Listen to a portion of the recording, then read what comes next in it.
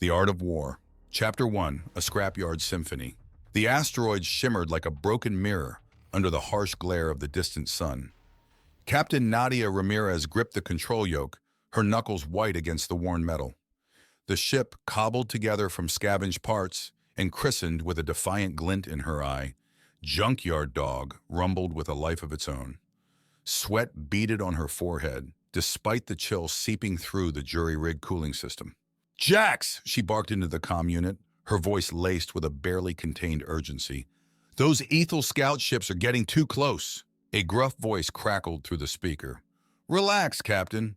Just another day at the office, right?" Jax, her engineer, never missed a chance to inject some dark humor into their precarious existence. Nadia forced a smile, the sound strained. "Yeah, just another day dodging laser fire in a glorified rust bucket." The Junkyard Dog wasn't a warship, not by any stretch of the imagination. It was a hodgepodge of salvaged engines, salvaged weapons, salvaged everything, a testament to humanity's desperate ingenuity on the fringes of the Terran Confederacy. The Confederacy, a loose alliance of scattered human colonies, barely tolerated them, using them as expendable scouts in their dealings with the technologically superior Aethel Dominion. But today, those expendable scouts were the hunted. Two sleek Ethel scout ships, obsidian darts in the asteroid field, were gaining on them. Nadia could practically feel the predatory gleam in their targeting systems. "Kai," she snapped, her voice sharp, "can you disrupt their sensors? Buy us some breathing room." A young, eager voice filled the comm. "Working on it, Captain." This salvage jamming tech is a bit temperamental. Their reliance on scavenged technology was a constant source of anxiety. The Confederacy, wary of any independent human technology exceeding their control, kept them starved of resources. Suddenly, the Junkyard Dog shuddered violently. Alarm klaxons blared. "They're firing!" Maya, their sharpshooter, her voice tight with adrenaline, reported from the gunner's seat. Adrenaline surged through Nadia's veins. This was it. Years of scavenging, dodging Ethel patrols, all culminating in this desperate fight for survival. She gritted her teeth, focusing on the dance of the asteroids ahead. They were their only hope, a jagged maze that could shield them from the Ethel's superior firepower. "Evasive maneuvers!" she yelled, throwing the Junkyard Dog into a series of tight turns. The ship groaned in protest, the makeshift hull creaking under the strain. A blinding flash of light ripped through the darkness, followed by a bone-jarring impact. Sparks showered the cockpit. Nadia coughed, tasting burnt wires. "Damn it!" Maya swore.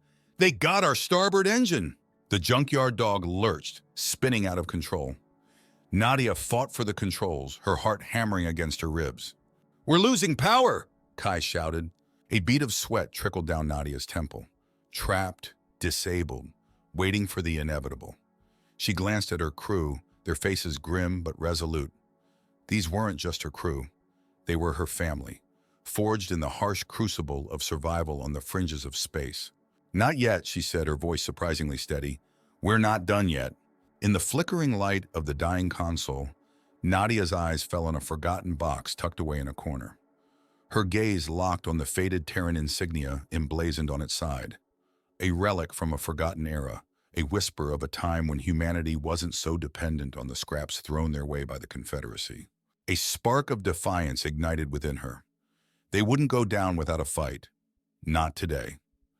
They were scavengers, yes, but they were also survivors. And even in this rusty scrapyard of a ship, the human spirit still roared loud and clear. Chapter 2, Ghosts in the Machine. The Junkyard Dog drifted, a crippled bird amongst the silent giants of the asteroid field. The silence was broken only by the rhythmic hiss of escaping oxygen and the frantic hammering from the engine room. Nadia slumped in her chair, exhaustion gnawing at her. The adrenaline rush had faded, leaving behind a cold dread. Their situation was dire. The Ethel scout ships circled lazily nearby, like wolves waiting to pounce on a wounded prey. "Captain," Maya's voice, usually laced with bravado, held a tremor of fear. "How long can we hold out?" Nadia forced a smile, though it felt brittle. "Jax is working on the engine. We'll be good as new in no time." Truth be told, she had no idea. Hope was a scarce commodity these days, but giving in to despair wouldn't help. Not now. She glanced at the box containing the Terran relic. Curiosity gnawed at her. Kai, she said, her voice hoarse, what do you know about this? Kai, his face smudged with grease, emerged from a hatch behind her, a data pad clutched in his hand. Not much, Captain. It's an old Terran sonic weapon prototype. Supposedly, it could disrupt enemy communication and energy systems. He paused, his brow furrowed. But the Confederacy banned this tech years ago, said it was too dangerous, unstable. A cynical snort escaped Nadia's lips. Dangerous in the wrong hands, you mean? They just didn't want us getting too powerful. She eyed the box with a newfound intensity. Dangerous or not, it might be their only hope. Can you get it working? She asked, a flicker of desperation creeping into her voice. Kai hesitated, then shrugged. Maybe. The schematics are incomplete, and the parts look cobbled together. But hey, that's our specialty, right? A ghost of a smile played on Nadia's lips. Right, we're the best damn scavengers in the whole damn Confederacy, even if they don't want to admit it. A sudden jolt rocked the ship. Nadia cursed as the Ethel Scout ships moved closer, their hulls glinting menacingly. A booming voice crackled through the comm unit, laced with arrogance. Terran vessel, this is Commander Xylos of the Ethel Dominion. You are surrounded. Surrender your vessel and crew immediately. Nadia gripped the armrests, her knuckles white. Surrender wasn't an option. Not for her, not for her crew. A low growl emanated from the engine room. Jax appeared, his face streaked with grease and grime. Engine's jury-rigged, Captain. We can make a jump, but it won't be pretty. Nadia met his gaze, a silent conversation passing between them. They both knew they wouldn't outrun the Ethel ships in a straight fight. But maybe, just maybe, they could buy themselves some time, some breathing room. Turning back to the comm unit, Nadia straightened her spine, her voice steely. Negative, Commander Xylos. The Junkyard Dog doesn't surrender. We fight. The comm crackled with static, then Xylos's laughter echoed through the bridge, cold and cruel. A foolish choice, Terran. You will regret it.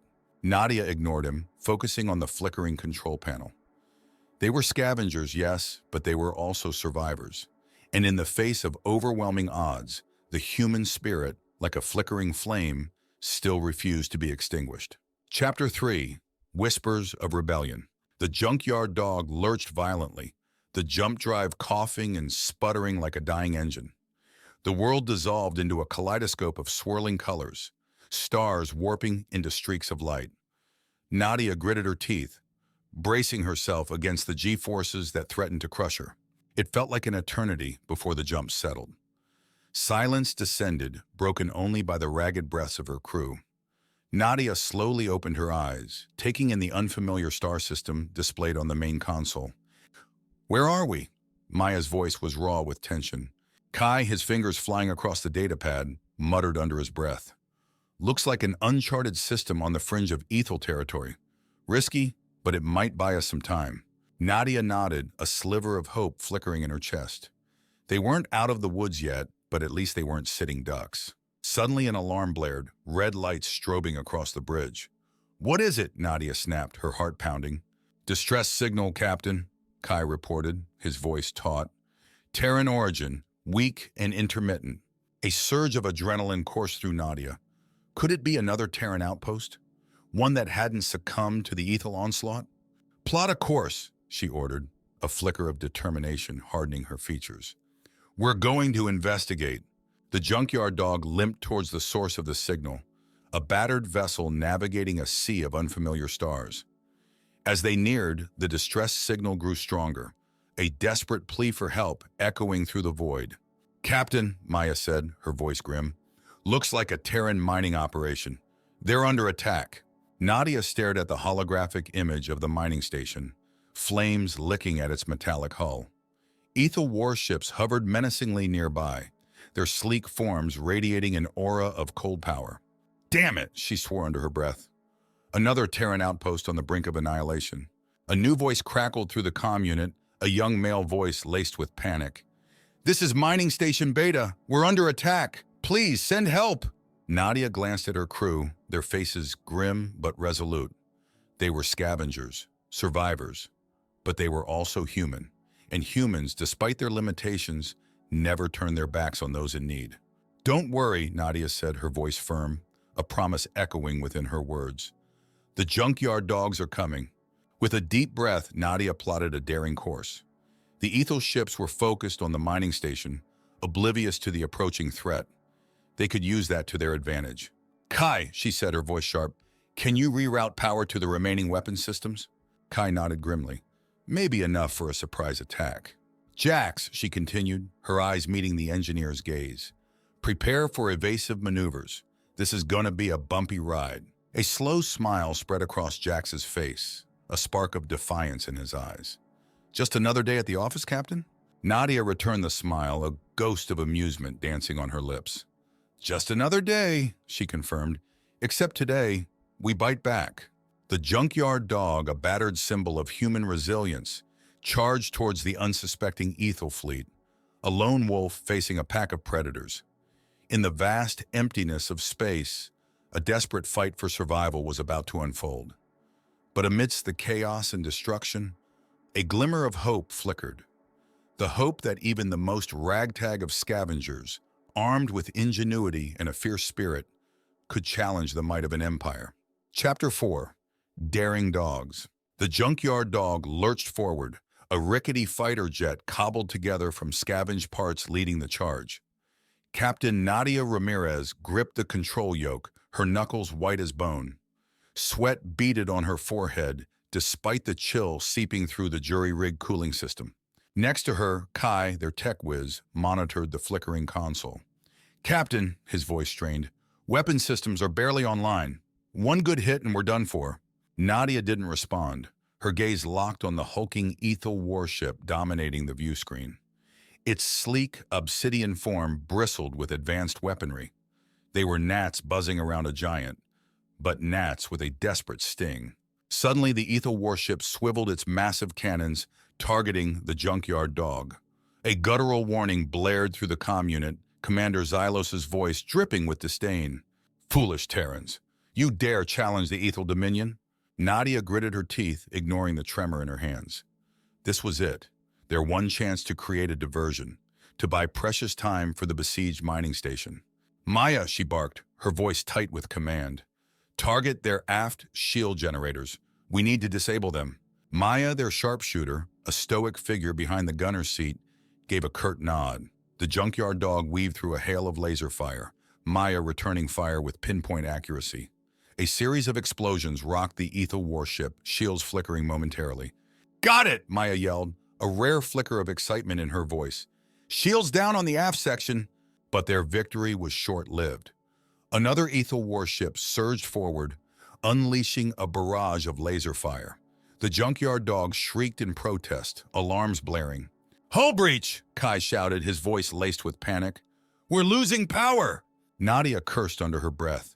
They were like a fly trapped in a spider web, their initial attack backfiring spectacularly. A dark premonition settled in her gut. This might be the end.